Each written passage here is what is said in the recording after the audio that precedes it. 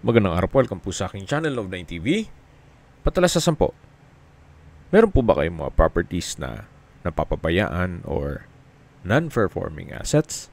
Plan yung ibenta, pero wala kayong oras pagbenta nito.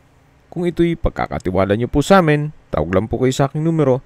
Usap po tayo, gawan ko po ng video for free. Yes, libre po, wala po kayong babayaran. Tutulungan pa namin kayong mabenta ang inyong property. Kami na po bala sa marketing, sa boosting or paid ads. Even sa tripping, hindi na po kayo mapapagod sa pag-entertain ng mga buyers. Kami na po bala sa lahat. Tawag lang po kayo. Nandito po tayo ngayon sa RCD Silang Subdivision, kung saan ito po ay isang guarded community na kompleto po ang amenities. Gaya ng parks and playgrounds, basketball court, multipurpose hall, at swimming pool. Dito po sa subdivision ay meron pong guardhouse, malapad po ang daan, at ito'y konkreto. Pati po gutter. Meron din pong underground drainage system, at ang water supply po ay Silang Water District. Then sa kuryente naman ay Meralco. Ito po yung swimming pool na tinutukoy ko. Then sa dulo po ay may mga banyo at shower area. Well-maintained naman po ito. Kung sakali man na ma-acquire nyo property, pagawa nyo ng bahay, pwede po kayong gumamit nitong swimming pool at iba pang amenities. At tungkol naman sa seguridad, safe na safe po kayo dito gawa ng meron pong 24 hours security. Napaganda po ng lokasyon nitong subdivision. 2.4 kilometers lang po mula National Highway. Then meron din pong isang bagong gawang daan, yung east-west lateral road sa likod nitong subdivision. Pero wala pa akong idea kung mabubuksan nila ito para dalawa ang access roads. Tungkol naman po sa distance, location at travel time, mamaya po sa dulong parte ng video pag-usapan natin ito, pati presyo. So ito po yung multipurpose hall. At pupunta na po natin yung lupang binebenta. Ito po yung tinutukoy ko na concrete cemented road na kung saan malapad po kahit dalawang sasakyan, even trucks, ay kasya.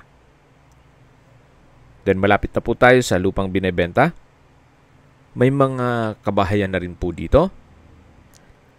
At nandito na po tayo sa mismong property. May lot area po ito na 120 square meters. Ito po'y titulado.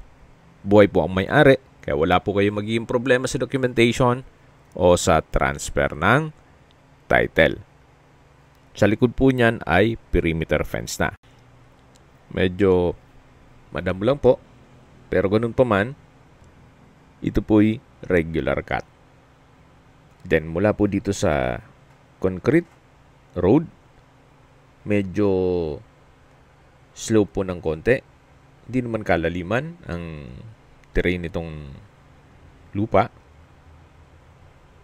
Pero usable naman po. Tunghayan niyo po itong kapaligiran kung saan napakatahimik po, sariwa ang hangin, at malamig po ang klima. Ito po yung nasa mataas na lugar. Ang estimated elevation above sea level ay 1,127.3 feet. Okay, sa distance, location at travel time portion na po tayo. Mula po sa highway kung saan nandun po ang Premier Plaza, Robinson Supermarket, Pure Gold, mga restaurants at fast food gaya ng McDonald's, Jollibee, KFC, Chowking. Then, meron din pong coffee shop gaya ng Starbucks at iba pang business establishments. Ang distance is 2.4 kilometers at ang travel time is 9 minutes. Mula naman po sa bayan mismo ng Silang, ang distance is 3.5 kilometers at ang travel time is 12 minutes. Nandun na po ang public market, groceries, convenience store, remittance center, banks, schools, church, at hospital. Yan po yung laging binabanggit sa inyo na dapat nyo i-consider sa paghanap ng property, yung meron pong malapit na hospital. Hindi ko naman po sinasabing sakit din kayo. Yan naman po for emergency purpose lang naman.